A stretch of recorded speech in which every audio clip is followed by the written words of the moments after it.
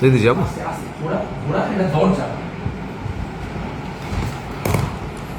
প্রধানমন্ত্রী বলছেন যে জ্বালানি সাশ্রয়ের প্রয়োজন রয়েছে এবং সেই কারণে সরকারি বাস ব্যবহারের জন্য, অথচ এই রাজ্যে দেখা যাচ্ছে গত 11 মাস ধরে প্রায় 38% বাস কমে গিয়েছে। তাহলে সাধারণ মানুষ যাবেটা কোথায়? মানে বিগত সরকারের এই খামখেয়ালিপনা আপনাদেরও কোথাও গিয়ে সমস্যায় ফেলবে নতুন সরকারকে? দেখুন, এটা তো আমাদের ইচ্ছে যে আরো বেশি করে সরকারি বাস রাখা হোক। আমার এলাকাতেও আমি দেখেছি বহু জায়গাতে সরকারি বাস ছিল, সেখানে বাস কমিয়ে দেওয়া হয়েছে, উঠিয়ে দেওয়া হয়েছে এবং সেখানে টোটো চালু হয়েছে, বিভিন্ন লক্ষ লক্ষ টোটো।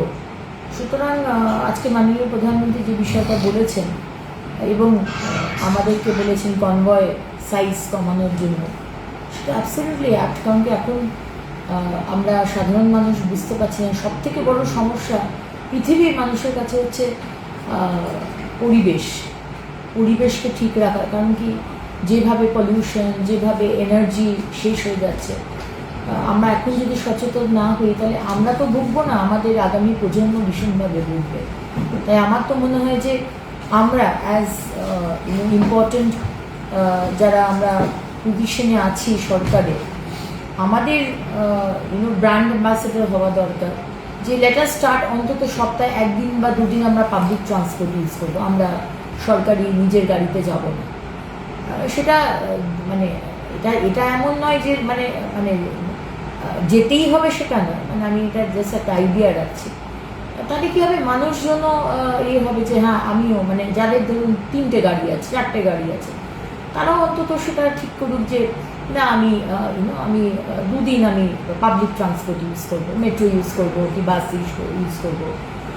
এটা আমার মনে হয় আমাদের মানে একটা হয় না, নিজের রেসপন্সিবিলিটি আমরা যদি পালন করি তাহলে হয়তো রাজ্যটা আরও অনেকটা ভালোভাবে এগিয়ে যেতে পারবে।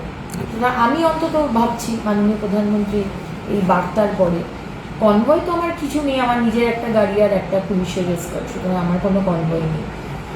কিন্তু অন্তত বাসে, পাবলিক বাসে, তাতে কি হবে, একটা তো মেসেজ দেওয়া যাবে মানুষকে যে দেখুন আমিও তো কিন্তু সপ্তাহে একদিন বা দুদিন আমি কিন্তু পাবলিক বাস করে আমি ট্রান্সপোর্টে আমি যাবো। আর দ্বিতীয়ত হচ্ছে যে মানুষের সাথে কথা বলতে বলতে গেলে মানুষের সাথে যে কানেকশন, যেটা আগের সরকারের একেবারে 14 তলায় উঠে ছিঁড়ে গেছিল, সেটা অন্তত হবার কোনো দিন ভয় থাকবে না।